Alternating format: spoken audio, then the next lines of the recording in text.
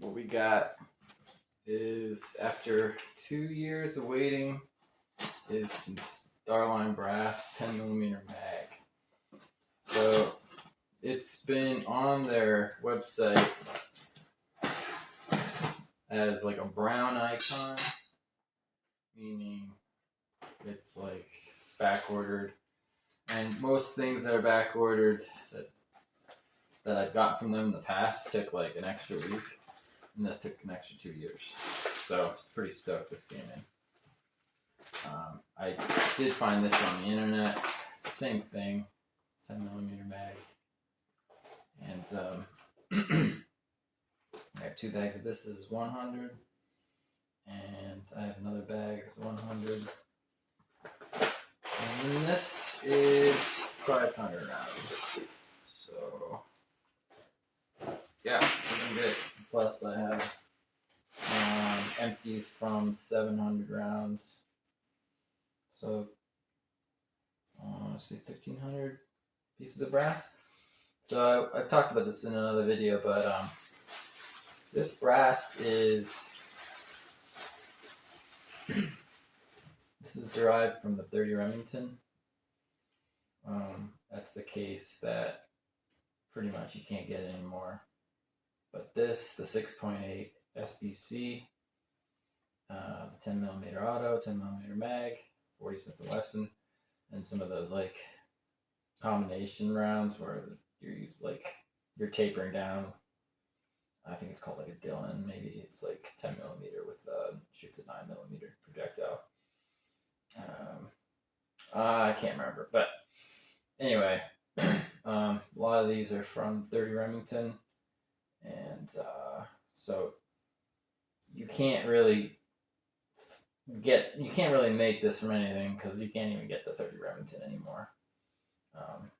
It's even more rare than this, I'd say. One thing I'm pretty stoked about, though, is not that I have a brass issue anymore, is there'll be probably some people pretty stoked about the 400 Legend. So that's going to be a straight wall cartridge.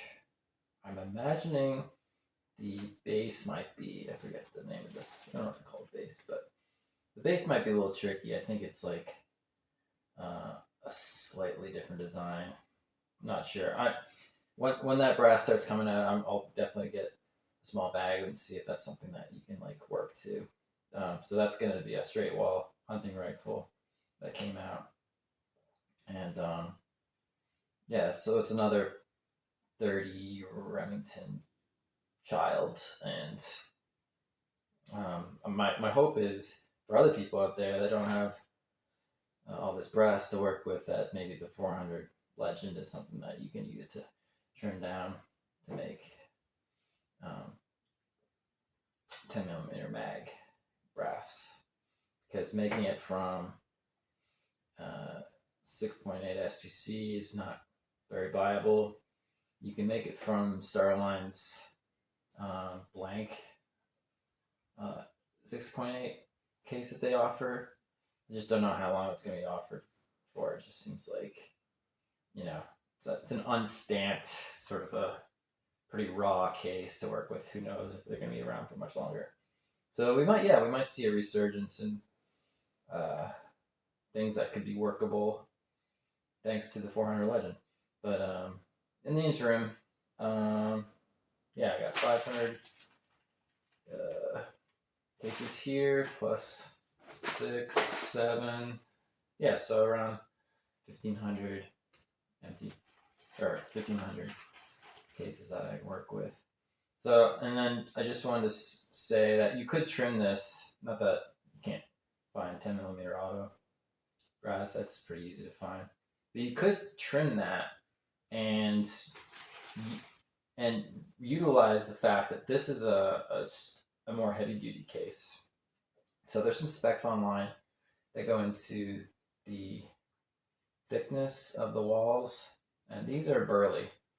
10mm auto, they're just slightly more stretched and thinner. So it could be cool for making some crazy like old school 10mm auto rounds where you don't have to worry about with the brass getting all messed up. You could just maybe use this, and you could have like a sturdy ass case for really hot loads.